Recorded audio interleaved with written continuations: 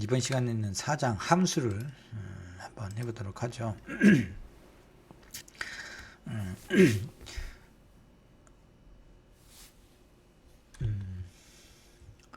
함수를 이제 배우는데 앞에까지는 이제 우리가 데이터 타입, 뭐 변수, 그다음에 조건문, 그다음에 반복문 이런 것들을 실질적으로 이제 구문에 뭐 논리적으로 프로그램을 전개하는 이제 그런 방법들을 배웠다 그러면 함수부터는 이제 프로그램을 좀 더 효율적으로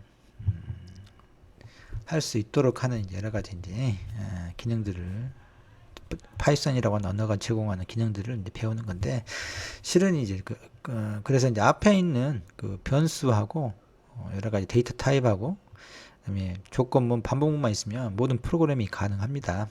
근데 그것만 가지고 어떤 문제를 해결하기 위해서 프로그램을 하다 보면 엄청나게 이제 코딩이 길어질 수밖에 없는 상황들이 있는데 어쨌든 뭐 그거는 이제 문제가 해결 가능해요. 그런데 이제 지금부터 좀 배우는 것들은 주로 이제 함수를 비롯해서 물론 이번 학기에 아마 함수까지만 제가 할 것 같은데 이런 것도 사용하면 훨씬 더 이제 코드를 짧게 효율적으로 이제 사용할 수 있다라고 하는 겁니다. 그래서 약간 이제 앞에 부분도 약간 이제 여러분들이 이제 어려워했는데 그건 사실 논리적으로 조건문과 반복문 이런 것들에 대한 논리적으로 따라야 좀 이제 어렵다라고 하는 거였고 여기서 함수는 이제 기술적인 부분들이 함수를 어떻게 사용하는지 뭐 이런 것들에 대해서 좀 암기해야 될 것들이 좀 이제 늘어나니까 공부할 양이 좀 늘어나긴 하죠. 그리고 그렇지만 한번 해보도록 합니다. 여러분들이 지금 현재 1학년 1학기여서 이런 프로그램을 바로 이제 예전에는 1학년 2학기 지금 우리도 커리큘럼 상으로 사실 1학년 2학기 때부터 있긴 하죠. 근데 이제 제가 특별히 여러분들한테 좀 더 익숙해지라고 파이썬을 1학기 때 지금 진행하고 있는 거라 너무 부담 가질 필요는 없어요. 잘 이해가 안 가고 하더라도 그 당연한 거야. 어렵다라고 하는 건 당연한 거라서 자꾸 이제 하게 되면 결국 나중에 이제 알아가게 될 테니까 너무 걱정 안 하셔도 될 것 같습니다. 일단 뭐 사설이 길었고 함수가 무엇인지 보시죠. 함수를 뭐 책에서는 이런 식으로 어떤 특정한 기능을 하는 어떤 프로그램의 모듈을 갖다가 함수라고 합니다. 그래서 예를 들면 이제 여기 예제에서는 과일이라고 하는 것을 믹서기라고 하는 함수에 집어넣으면 그 결과로 주스를 만들어주는 이런 것을 비유할 수 있죠. 그래서 프로그램상은 어떤 데이터를 함수에 집어넣어주면 함수에서 뭔가 처리해가지고 결과물을 이제 내주는 이게 함수죠. 그래서 이걸 수학적으로 표현해도 우리가 뭐 fx는 x제곱 플러스 1이다 뭐 이런 식으로 이런 걸 또 우리가 함수라고 하잖아요. 그랬을 때 x에다 어떤 값을 집어넣잖아요. 예를 들면 x가 2다 그러면 이게 이제 입력이 되는 거예요. 과일처럼. 그래서 이 함수에 집어넣으면 어떻게 되죠? fx의 결과가 2의 제곱 플러스 1이니까 5가 되죠. 이 함수가 결국은 입력을 받아가지고 최종 결과에는 5를 갖다 주는 거죠. 5를 결과적으로. 이런 식으로 우리가 수학에서 쓴 함수나 거의 비슷한 개념으로 생각하시면 됩니다. 그래서 입력이 있고 입력이 있고 함수의 몸체가 있죠. 뭔가 이제 처리를 해야 되는 거잖아요. 있고 결과가 있어. 결과가. 이때 이 부분을 함수라고 한다라고 하는 겁니다. 그래서 입력과 출력이 결과가 있는 함수다. 이제 함수를 왜 사용하냐 그러면 주로 이제 일단 반복적으로 사용되는 부분을 따로 이렇게 함수로 만들어 놓으면은 프로그램을 계속해서 동일한 부분을 할 것 없이 코드 예를 들면은 이런 거예요. 뭐 아까 방금 했던 것처럼 뭐 변수를 a하고 b라고 a 뭐 b 이렇게 있는데 어떤 특정한 일을 해주는 함수가 있다고 생각합시다. f라고 하는 함수가 있는데 이건 a하고 b를 받아들여 가지고 해주는 게 뭐냐 그러면 a를 제곱하고 b를 세제곱해주는 이런 걸 해가지고 결과를 이제 내려고 하는 게 있다고 생각합시다. 근데 이제 우리가 이게 함수를 사용하지 않는 경우라 그러면 이렇게 하고 다음에 뭐라고 했어요? 뭐 c는 a 곱하기 2 플러스 b 곱하기 3 뭐 이런 식으로 쓰겠잖아요. 그럼 c가 이제 얻어진죠. 예. 근데 이제 이게 한 번만 있는 게 아니라 여러 번 반복한다고 생각해 봅시다. 예. 또 다시 d는 7이고 2는 4고 근데 똑같은 과정 요거 또 필요한 거야. 요게 그러면 또 f 해가지고 또 똑같이 d에 곱하기 이렇게 이 거듭적음 이렇게 하게 되면 이런 수식을 계속해서 이제 써줘야 되는데 이렇게 함수를 만들어 놓으면은 이런 게 a하고 b가 있을 때 그냥 요 함수에다가 해가지고 이렇게 해주면 되죠. f에다가 a하고 그냥 b만 써주면 얘가 그 결과를 이제 리턴해 주면 이게 받도록 하면 이런 식으로 함수 여러 번 예를 들면 여러분들이 쓰는 것 중에 프린트가 있었죠. 프린트하고 뭐 a, b, c 뭐 이런 식으로 쓰는 함수를 물었지만 이게 함수잖아요. 사용했었잖아요. 뭔가 출력할 때. 근데 이 함수라고 한 놈은 우리가 입력으로 넣은 걸 받아가지고 여러 가지 일들을 하죠. 뭐 숫자면 숫자를 문자로 바꾸고 뭐 끝에가 어떻게 끝내고 뭐 그런 것들을 프린트에도 여러 가지 복잡한 내용들이 있는데 그놈을 우리가 할 때마다 이 안에 있는 프린트에 해당하는 것을 코드로 직접 쓴다고 생각해 보게요. 그럼 상당히 길어진단 말이야. 프린트 하나 하려는데 그 다음에 또 프린트 하려고 하면 또 그만큼의 양을 또 써줘야 되고 프로그램이 엄청 길어지겠죠. 근데 그 부분만 따로 만들어 가지고 프린트라고 하는 함수를 만들어 놓으니까 우리가 뭔가 데이터가 있을 때 그놈을 그냥 출력을 할 때 프린트라고 하면 호출만 하면 되죠.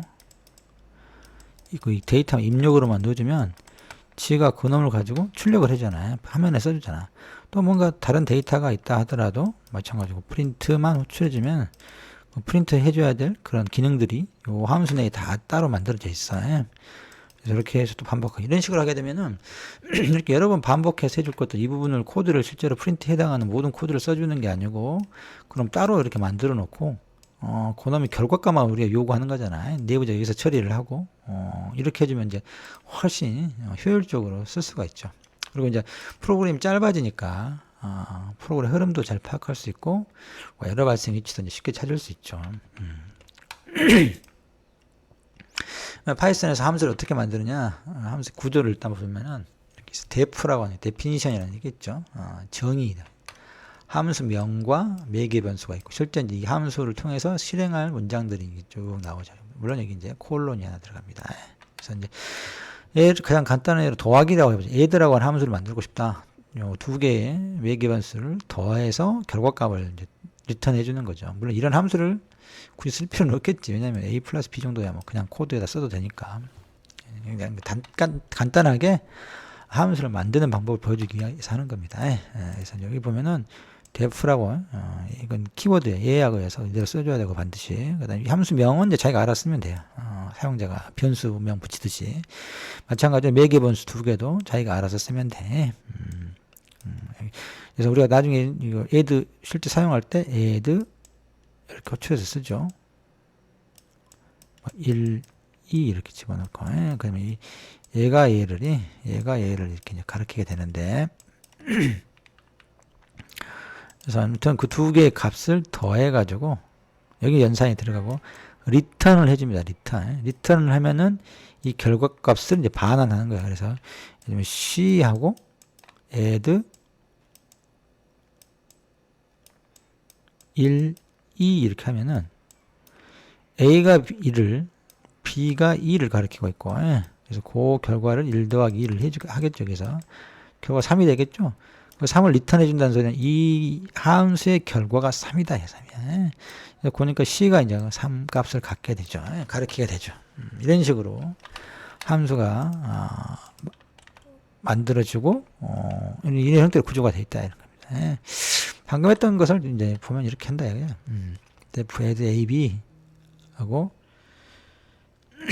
return a 플러스 b 이렇게 해서 해주면 꼭 return이라고 해줘야 돼. 그러면 그 이 값을 넘겨주는 거야. 예. 그래서 a b 하고 3, 4 하면 3, 4 들어가죠. 이제 3, 4. 예. 그래서 결과를 여기서 도해주고 이 함수는 다른 부분에다 이렇게 선언을 해놓는 거야. 따로 선언을 해놓고 여기서 이제 가져다 쓰는 거지. print c 이렇게 c를 이 값을 출력한 보면 두 개 더한 값이 출력이 되죠. 원래 이제 함수를 주로 이제 이런 식으로 IPython 거기 콘솔에다가 이렇게 쓰는 것은 드물고 따로 이제 파일에다가 소스 파일에다가 이제 저장해 놓고 임포트 해가지고 이걸 불러다 쓰죠. 자기가 여러분들이 함수를 막 잘 만들어 놓고 그걸 하나의 파일에다가 다 집어넣는 다음에 한번 만들었으면 그걸 재사용할 수가 있어요. 다른 파일 파이썬 파일을 만들 때 거기서 임포트하고 그 파일 이름을 임포트 해가지고 사용하면은 만들어 놓은 이 함수들을 재사용하는 거다. 우리가 프린트니 뭐 여러 가지 내장 함수들이 있는데 그런 것도 다른 곳에 이제 이렇게 만들어 있단 말이야. 우리가 다만 그걸 가져다 쓸 뿐이야. 여러분이 이제 그걸 할 수 있다는 거죠. 용어상에 이제 보면 뭐 파라미터 매개 변수라고 하는 게 있고 인수 아규먼트라고 하는데 이걸 섞어서 쓰기도 합니다. 그래서 이게 약간 헷갈리는데 일반적으로 형식 파라미터라고 해. 이게 파라미터를 일반적으로 그리고 형식적으로 A하고 B라고 하는 변수를 이렇게 써놓는 것들을 함수를 정의할 때 정의라고 데피니션이 정의라고 그랬잖아요. 정의할 때 이런 파라미터 이런 변수들을 매개 변수라 한다. 그리고 또 옛날에는 뭐 이걸 형식 파라미터 이런 식으로 했었다고. 그다음에 인수는 이제 실제 값을 이야기하는 값을 이 자리 사용할 때 그 A, B의 자리에다 넣어놓는 값이 실제로 있잖아요. 그것을 아규먼트라고 합니다. 아규먼트. 인수. 옛날에는 또 뭐 실질 파라미터 그러고 이야기했었는데 그래서 사실 이게 막 이렇게 섞어서 써요. 그래서 뭐 어떤 걸 막 이걸 인수라고 하기도 하고 막 이걸 파라미터라고 하기도 하고 막 그러는데 요즘 약간 이제 정리된 게 보면은 이렇게 형식적으로 쓰는 게 정의할 때 한 요걸 파라미터 매개 변수라고 하고 실제 사용할 때 값을 인수라고 이제 이렇게 흔히 이제 이야기합니다만 꼭 이게 뭐 이렇게 해야 된다는 명칭을 꼭 이렇게 해야 되는 것만은 아니야. 근데 되게 이런 식으로 부른다. 함수도 여러 가지 형태가 있는데 입력값과 결과값에 따라서 함수 형태를 책에서 구분해 놨어요. 그래서 입력값이 있고 없고 결과값이 있고 없고 이런 식으로 구분해 놨는데 가장 일반적인 것은 입력과 결과값이 다 있는 이제 함수가 일반적인 거죠. 그래서 이제 흔히 이런 식으로 함수 이름에다가 인수들을 집어넣으면은 그 결과를 리턴해 가지고 그걸 이제 결과값을 받는 변수 이런 형태로 사용하는 이런 식으로 사용하는 함수를 이런 식으로 되어 있죠. 그래서 함수명, 매개 변수, 그다음에 실제 수행해야 될 문장들이 있고 최종적으로 결과값을 리턴해서 이걸 호출하는 쪽에서 이제 받아서 쓸 수 있도록 해주는 거죠. 이런 방금 도하게 했던 것들을 여기 a 플러스 b를 바로 리턴해도 되지만 변수에다 담았다가 그걸 변수에 있는 것을 리턴해줘도 된다. 요거 차이는 여기서 그냥 더한 수를 바로 리턴해 준 건데 이 경우는 더한 것을 리절트라고 하는 변수가 가리키고 있다가 그 가리키고 있는 값을 던져주는 거죠. 반환. 그래서 이건 한 단계만 더 이제 거칠 뿐이야. 이것은 여기 더해진 값을 a 플러스 b라고 하는 값을 리절트라고 하는 변수가 가리키도록 해놓고 그 다음에 리턴해서 얘가 가리키는 요놈을 반환해라. 이렇게 두 개는 똑같아요. 똑같은데 다만 요것이 좀 더 효율적이겠지. 왜냐하면 여기는 한 줄이 더 들어가잖아. 변수에 할당해 줘야 되는 이제 그 과정이 있기 때문에 속도는 요게 이제 빠른데 뭐 거의 무시할 정도의 차이야. 속도가 그렇게 한다.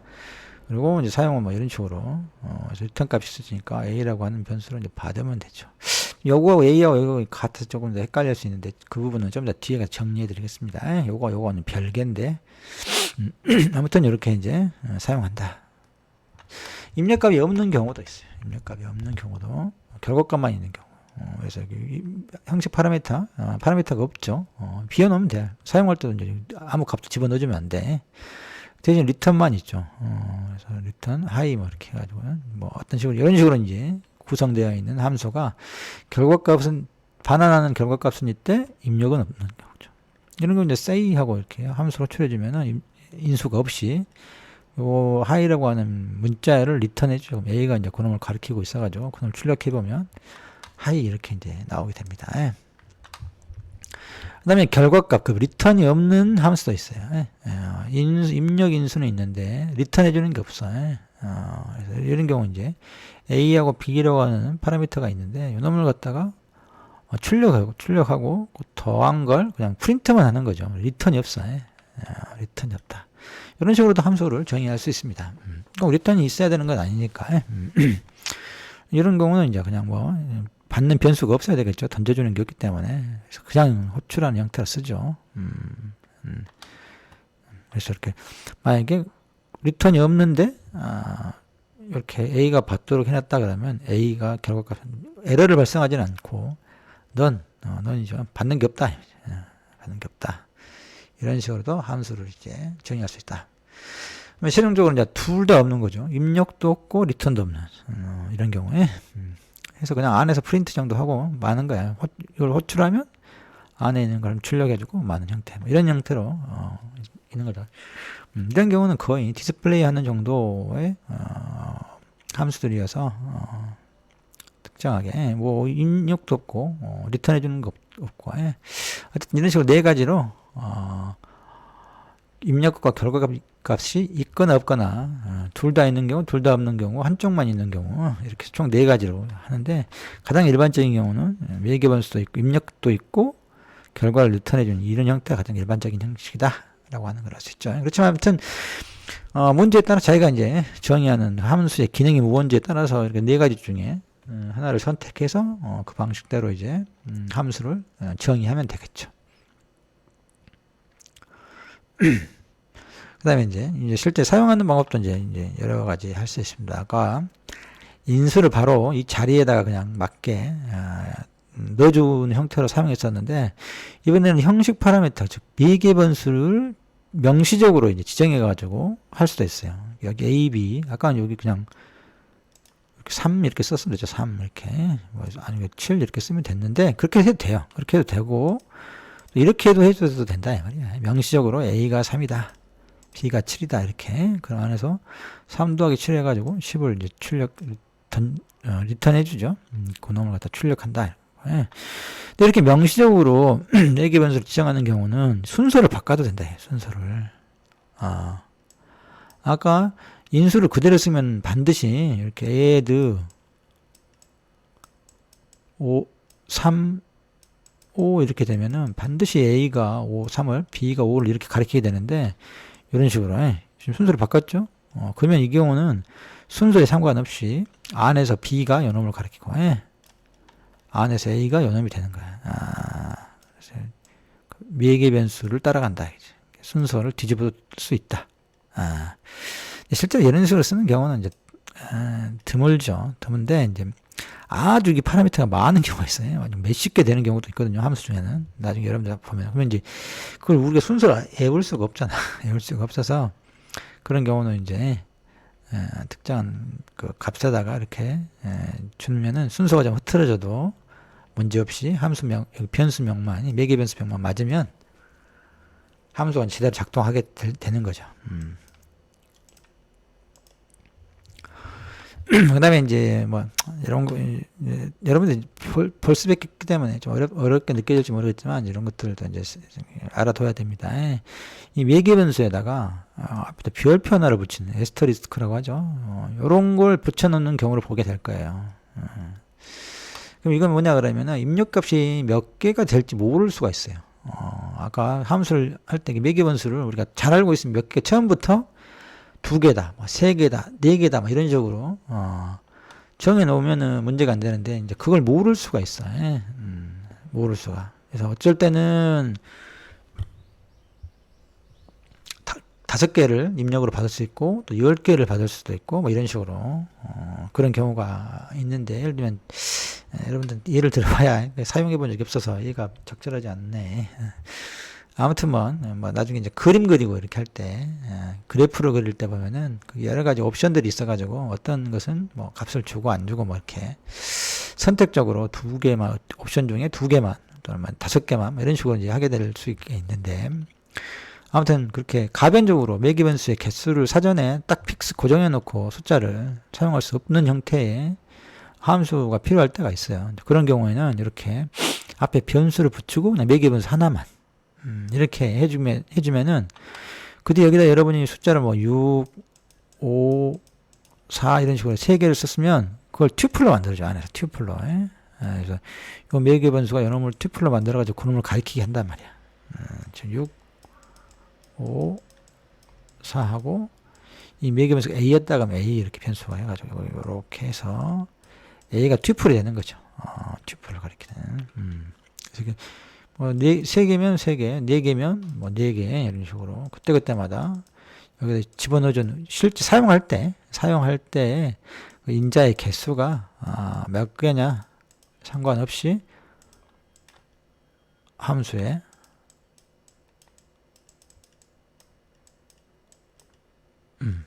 사용할 때 이렇게 하면은 여기에 요놈 매개 변수가 튜플로 여기 들어간 얘들을 튜플로 만들어 가지고 사용할 수 있도록 해준다. 한번 봅시다. 예제를 이렇게 쓰는 거야.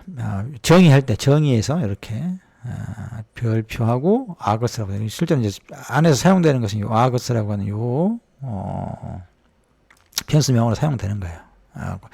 예를 들면 지금 아거스가 뭔지 모르겠지만 입력 변수들이 여러 개 있는 경우에 그리고 또 그게 딱 고정되어 있지 않는 경우에 그놈들 좀 다 더하려고 하는 거잖아요.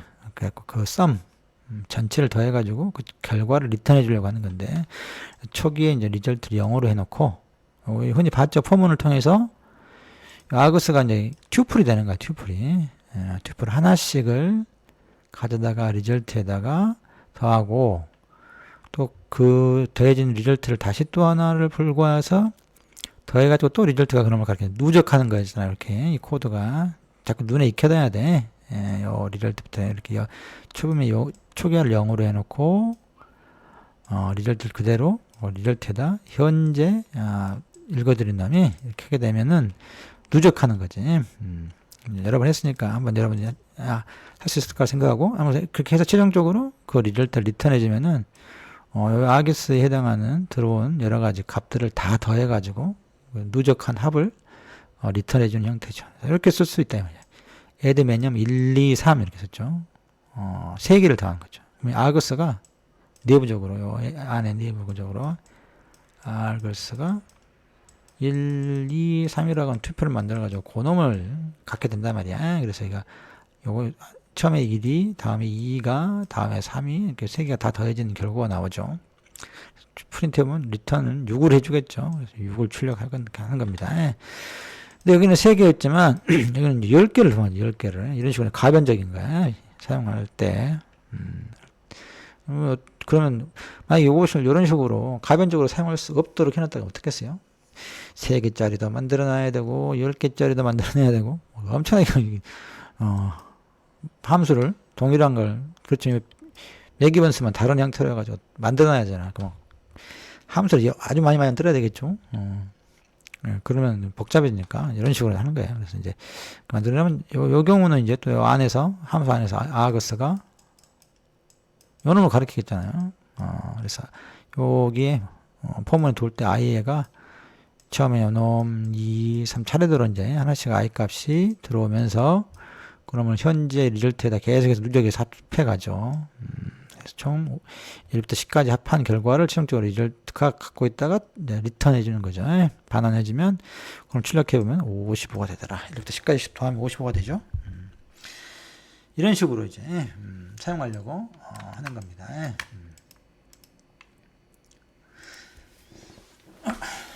근데 이걸 이제 일반적인 아규먼트 파라미터하고 이렇게 튜플로 변환되느니 아규먼트 파라미터하고 섞어서 쓸 수가 있어요. 섞어서.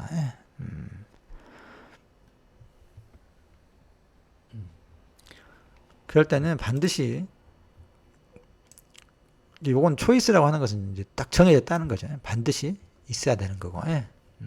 뒷부분은 몇 개인지 모른다 이거지. 그렇게 될 때 이제 이런 식으로 해놓는 겁니다. 항상 요걸 뒷부분 뒤에다 써줘야 돼. 요걸 앞에다 써주고, 명시적인 것은 딱 고정된 건 앞에다가 써주고, 이건 제일 뒷부분에 써야 됩니다. 물론 이거 하나만 있는 게 아니라 또 중간에 여러 개 넣을 수도 있죠. 이런 것들을. 그래서 여기서는 보니까 더하기 아니면 곱하기라고 하는 두 개를 누적 곱이나 또 누적 합을 지금 선택해 가지고 할 수 있도록 한 거죠. 그래서 초이스가 얘드냐, 얘드라고 하는 문자열이냐, 아니면 머리라고 하는 문자열이냐에 따라서 이렇게 누적 합을 하는 경우에 계산해 가지고 그놈을 리턴해 주거나, 아니면 뭘로 이제 초이스가 되어 있으면 좀 리절트 1로 하고 곱해 주는 거예요. 누적 곱이야. 누적 곱의 초기화는 1로 해줘야 돼. 0으로 하면 아무리 곱해도 0이야. 그래서 1로 처음에는 해주고, 계속해서 이제 i 값들을 하나씩 불러와 가지고 곱해서 새로 갱신하고, 그 다음 걸 또 불러서 현재 값에다가 또 곱해서 또 새로 갱신해, 이런 식으로. 이런 거는 누적 곱시죠. 그래서 이 초이스가 요거냐에 따라서 누적 합이거나 누적 곱을 리절트에 담았다가 리절트를 최종으로 반환해 주는 이런 형태의 함수를 만들어 본 거죠. 그래서 이제 사용해 보면 이렇게 한다. add 하고 1, 2, 3, 4, 5 5개가 됐죠. 5개를 이제 더하는 거야. 더하니까 요청 다 더하면 15가 되죠. 뭘로 얘기를 해 놓으면은 초이스가 머리 돼서 이제 이 부분 곱하게 되죠. 그래서 5개를 다 곱해더니 120이 되더라 이렇게. 물론 이게 5개 아니라 뭐 3개를 해도 되고, 그럼 3개만 더해주겠죠. 뭐 이런 식의 이제 할 수 있다라고 하는 겁니다.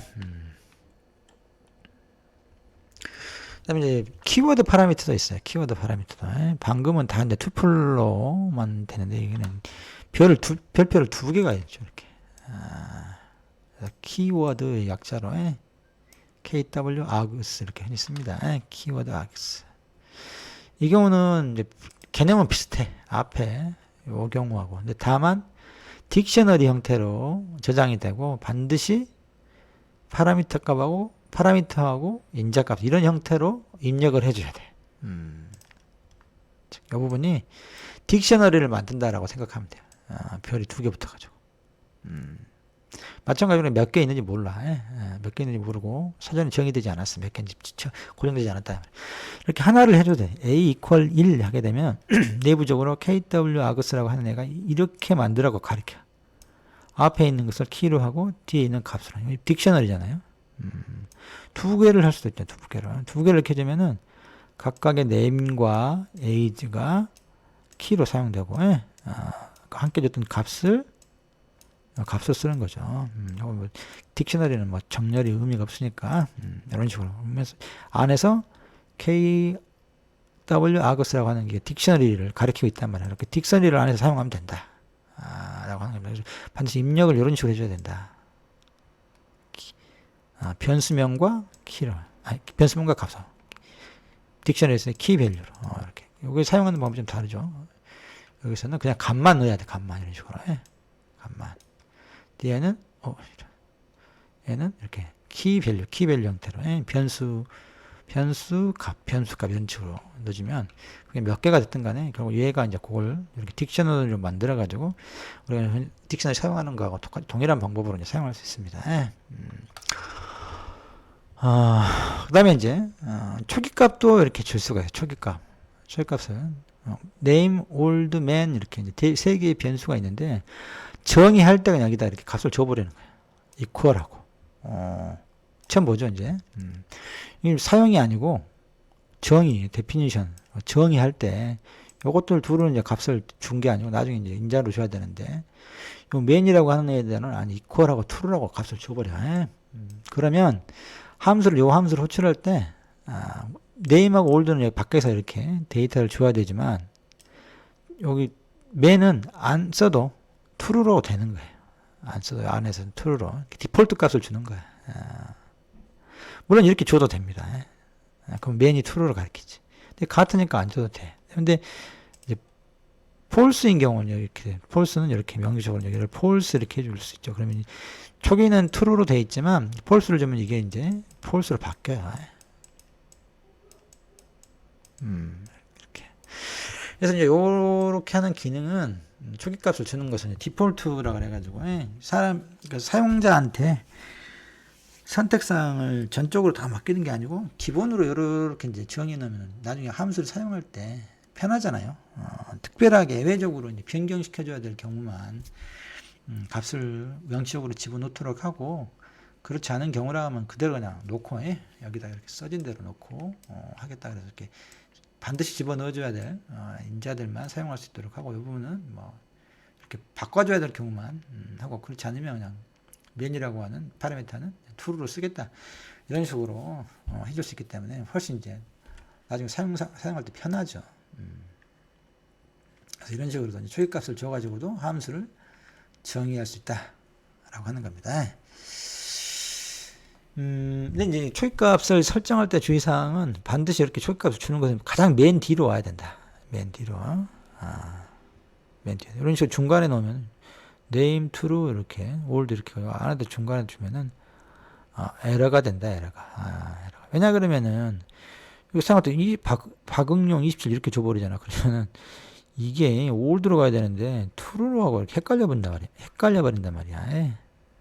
여기 두 번째는 그 순서상. 그래서 반드시 이렇게 초기값이 없는 애들은 앞쪽으로 빼주고, 초기값이 설정되어 있는 파라미터들은 다 뒤쪽으로 옮겨줘야 된다. 그렇지 않으면 이렇게 에러가 나요. 에러가 난다.